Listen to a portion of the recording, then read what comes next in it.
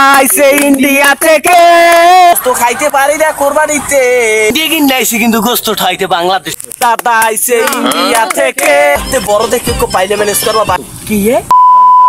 তো সুপ্রিয় দর্শক মন্ডলী কি অবস্থা সবার আশা করি সকলে খুব খারাপ আছেন কিন্তু আমরা অনেক অনেক বেশি ভালো আছি তো আজকে আমরা এসে পড়লাম একটা কুরবানির শট নিয়ে যে কুরবানির শটে একটা ভাই আছে আমার পাশে এই ভাই কুরবানি না দিয়েও যারা কুরবানি দেয় তাদের থেকে বেশি গোস্ত ইনকাম করে বেশি গোস্ত পায় তো কিভাবে সে এত মাংস এত গোস্ত ইনকাম করে এত গোস্ত কিভাবে পায় সেটা আমাদের জানতে হবে তো আমরা ভাইয়ের কাছে চলে যাব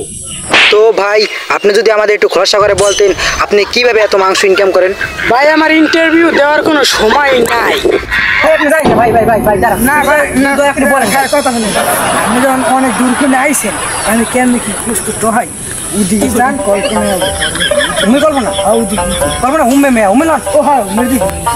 তো সুপ্রিয় খয়রাতি বৃন্দ তো আজকে আমাদের মাঝে উপস্থিত হয়েছেন ভারত থেকে আগত বিখ্যাত গোস্ত টাকারি ট্রেনিং সেন্টারের বিখ্যাত সদস্য আমাদের মাঝে উপস্থিত হয়ে গেছে দাদা আইছে ইন্ডিয়া থেকে গোস্ত টাকা মন ভইরা দাদা আইছে ইন্ডিয়া থেকে গোস্ত টাকা মন ভইরা এই মিয়া তোমরা আমার কই লইছো আমরা এসে গোস্ত টাকা লিডার আর মোরা থাকবো বিল্ডিং ঘর মধ্যে এখনো জায়গা আমাকে গোস্ত দেওয়ার লাগিয়া 3 দিন আগে হইতিম না স্লিপ লেগে থই আমি ইন্ডিয়া নাইছি দাদা তুমি বোঝো কিছু দাদা দাদা আরে দাদা তোমাকে থাকবো না তোমাকে কইছিলাম আমি কইছি কি জানো তোমাকে কইছি গোস্ত টাকার একটা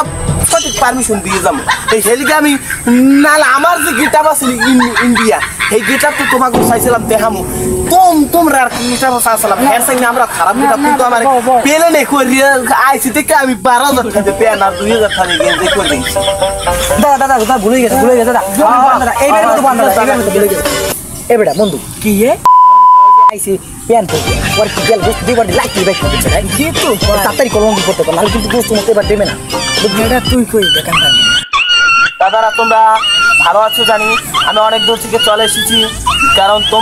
তোমরা আমার মূল্যবান নসিহত শোনার জন্য অনেকক্ষণ ধরে ওয়েট করে রয়েছো এখন আমি সুন্দর একটি নসিহত পেশ করবো তোমরা তোমাদের যদি কোনো কথা থাকে আগে আমাকে বলতে পারো দাদা আমি একটা কথা বলি কিছু মনে না করলে বলো দাদা আপনি এরকম করে বই বলতে হবে তোমার ইন্ডিয়ার একটা নিয়ম আছে তুমি এরকম করে বই বলো জি দাদা বলো দাদু দাদা আপনি যে প্যান্ট পরে আসছেন দাদু প্যান্ট পরে আসলে তো আপনাকে যে গোস্ত দিবে না ভাই আপনাকে লাথি মেরে বের করে দিবে কেমন কথাগুলো আমরা ইন্ডিয়া গোস্ত চাইতে তাই করি আর তোমরা যাওয়া লঙ্গি পরি এটা কেমন নিয়ম আমার তাই করি যে গোস্ত খাই তুমি বোঝো কথা না দাদা কইলে তো হবে না আমাকে বরিশাল এর খেত এই যে লঙ্গি পরি মানুষ কথা সব লাথি মেরে কেমন কথা কইলে দাদা আমরা নিচে কিছু করি না আমরা শুধু লঙ্গি পরে যাই সব দেখা যায় তারপর আমাদেরকে ভিক্ষা দিচ্ছে না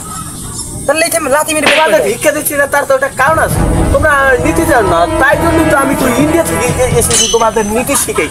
আমরা জানি দাদা আপনার অনুসরণ করে আপনার অনেক কিছু হতে পারবে আমরা জানি যে আপনাকে না অনুসরণ করলে আমরা কিছু হতে পারবো না আপনাকে এই জন্যই আমরা ভাড়া করে এনেছি তো আমাদেরকে ভালোভাবে শিখিয়ে দেবেন যে আমরা কিভাবে গোস্ত বেশি আমরা মেরে গুরু মানি তোমরা এক গ্লাস দাও 2 লাখ এ বন্ধু কি 2 লাখ ঠাসাই 2 লাখ ঠাসাই 2 লাখ ঠাসা তুমি এটা গোস্ত পামু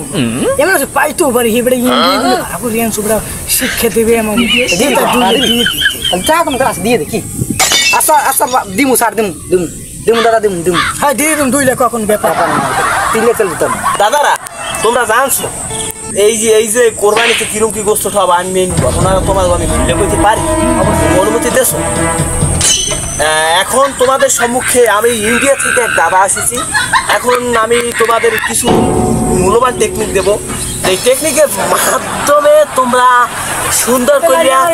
গোস্ত খাইতে পারবা এই মেয়েরা তোমরা লাইভে যাও কেন আমি ভালো ভালো সেলিব্রিটির ছবি তোলার জায়গা পাই না আমার সাথে তোমরা গরিব গোস্ত খাই বলে এখন তোমরা যে গোস্ত খাই যাবা তোমরা বাড়তে বড় দেখে পাইলে ম্যানেজ করবা বাক্য কুড়া খুলিয়ে তুবা 10 থেকে 15 মন আগের দিন কি করবা করতে রো 1 টুকরা গোস্ত কিনবা কিনিয়া ওই গোস্তটা পাইলের মধ্যে লবা লইয়া বড় দেখে পাইলে লবা যাতে 20 কেজি গোস্ত আনে আর মানের দুয়ার যাই এমন কান্দা কানবা কিরম কানবা করতে রো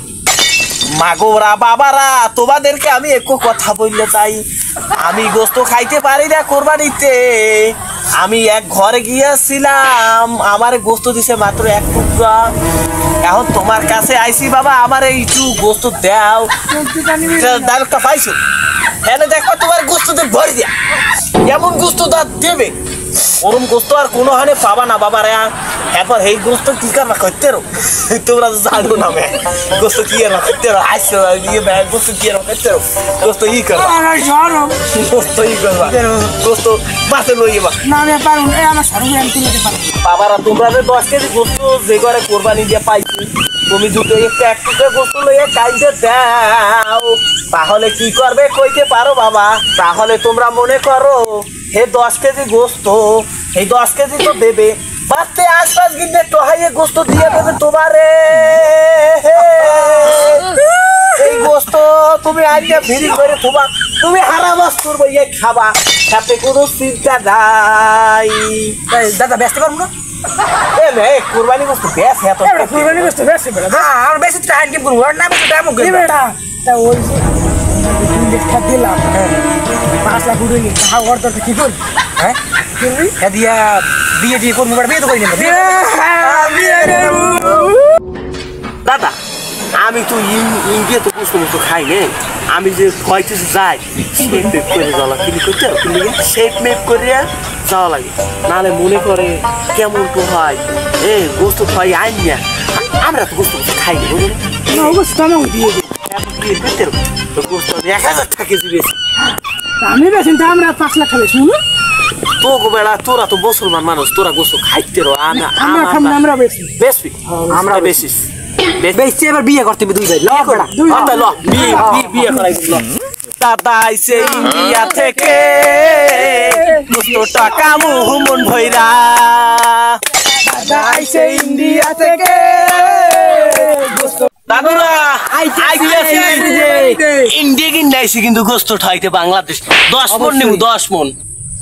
তো দর্শক ভিডিওটি যদি ভালো লাগে থাকে ফটাফট like comment share and subscribe করে দিন।